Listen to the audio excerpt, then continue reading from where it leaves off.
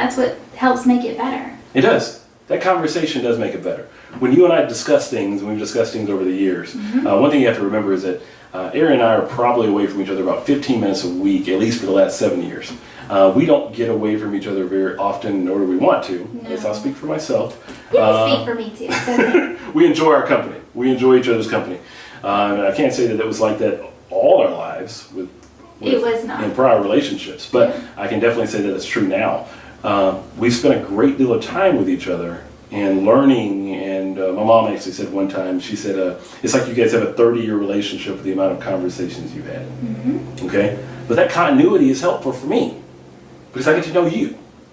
Yes, and I get to know you. And that's helpful because, I mean, you're one of my favorite people. I like it. So I'm going up the list. I know everything about you. I'm number 3 right now, but I'm going to number 1 soon. And I like it. I'm the third favorite person right now.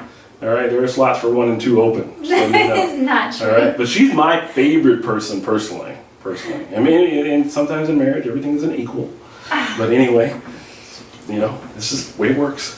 But she's my favorite. I'm joking. She's my favorite person. I like to look at her a lot. I like to engage with her a lot. I enjoy my time with her so much that I'm willing to take the risk to communicate with her about what feels good and what doesn't. Okay? And I've learned a lot of things that feel good to her that I was surprised. As a guy, it's almost been like a tutorial. It's been like a college course of learning this amazing person, this amazing body. I've had this time to learn this, and she's been extremely engaging along the way. That's funny you say college, because I was about to say I feel like I have a master's degree in Charlie Williams. Yes, you do. You have a master's in that. I'd say a doctorate. I mean, I'd say a PhD all day. Because I'm very happy. And I have a lot of friends that I've known over time that aren't equally happy in their relationship. Good relationships in certain aspects. The compatibility is there. You know, their companions are there. But when it comes to the passion, which is completely different. I mean, they're night and day. You can be best friends and not have passion. Yeah. There's a ton of friends I've had over the course of my life that I don't want to have sex with. Yes. Follow what I'm saying? Exactly. But it's so nice to have a wife be married to someone that I want to have sex with.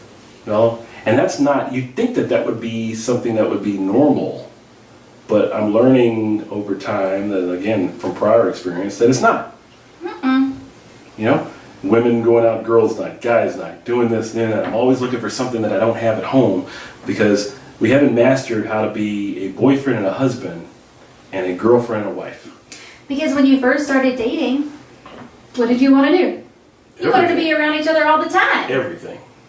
Yeah. Mm-hmm. And I feel fortunate that you want to be around me all the time and I want to be around you all the time. And it's never wavered. No, it hasn't wavered. There's been various reasons for that. It's not just because you're my best friend. You work hard at that. My wife said something once to a group of women. She said, I don't know why you spend an hour getting ready for work and you can't spend 5 minutes getting ready for bed. That is something that she has done all the time. Okay, she spends a great deal of time making sure that sexually this is a very important part of what we do together. It's nightly. It's twice a day. It is something that she schedules. If we get busy with the kids, she schedules.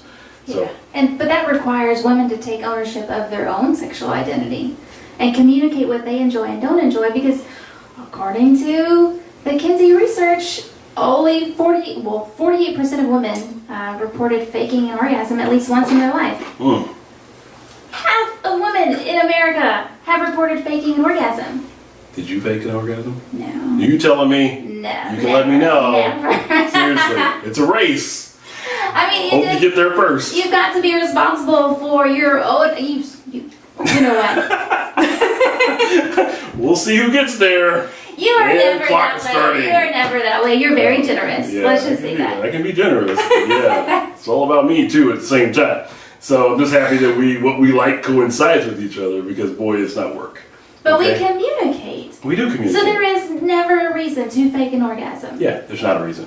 And making this, she's 100% correct. And I love those intense eyes that you give me that, because when she's making a point, the beautiful thing about my wife is that she's serious. Okay, there's not a lot of elaboration that comes with this woman.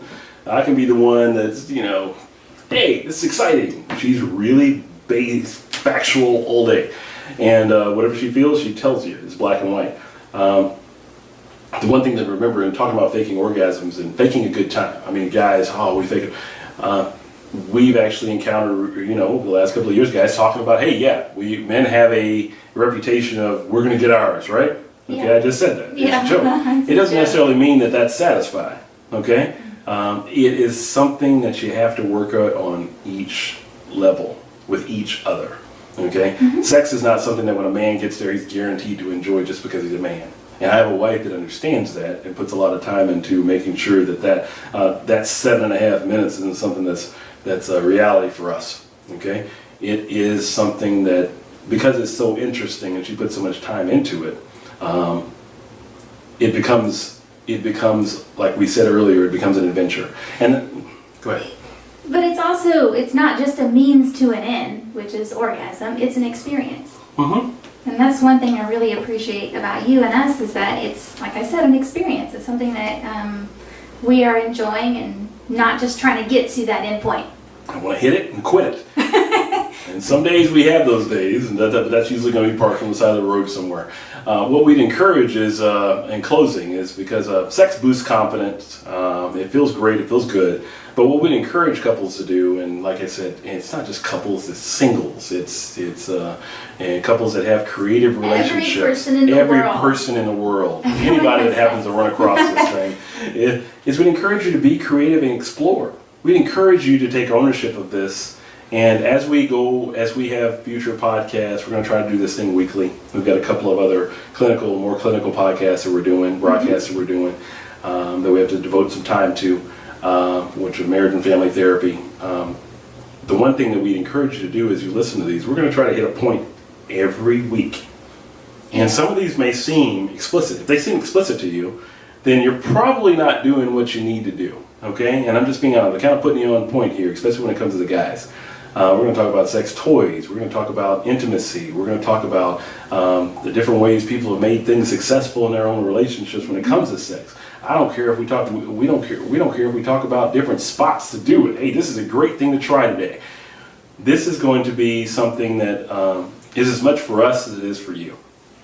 We've got quite a few emails from people that have been clients of ours. We've got about 20. Up until recently, we were taking about 2,500 new clients a year in our clinics, and in the time we would have people ask us, and they'd ask us questions, and we saved some of those questions up, and we still have some of those former clients emailing us questions about marital relations and sensuality and those types of things. Yeah, intimacy. Because after trauma, your arousal network can change. It can seem like it changes a little bit. There are certain things that happen to you after trauma, especially when it's sexual trauma, that have to be addressed. May be part of your arousal network as well. Exactly. That people do not want to address. People don't want to address it all. And that's something that we had to do personally, is because we had to understand that we dealt with some things when we were children that manifest themselves when we were older, that kept us, our level of attachment low. Yes. Okay? We didn't want to attach. No. Sex itself wasn't an issue. Intimacy became the problem. Yes. Okay, so we're going to approach some of those subjects. Again, I love doing anything next to her, so you can expect a lot of this. I'll be next to him. I like it.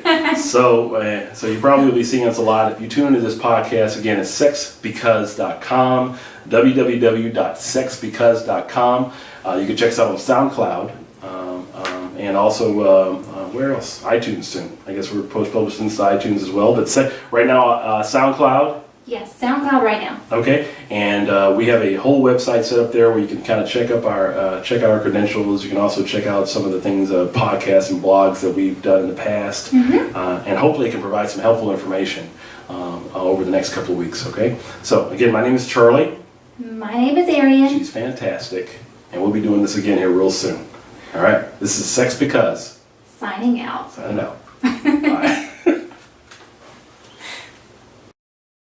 Thank you, Emma lady.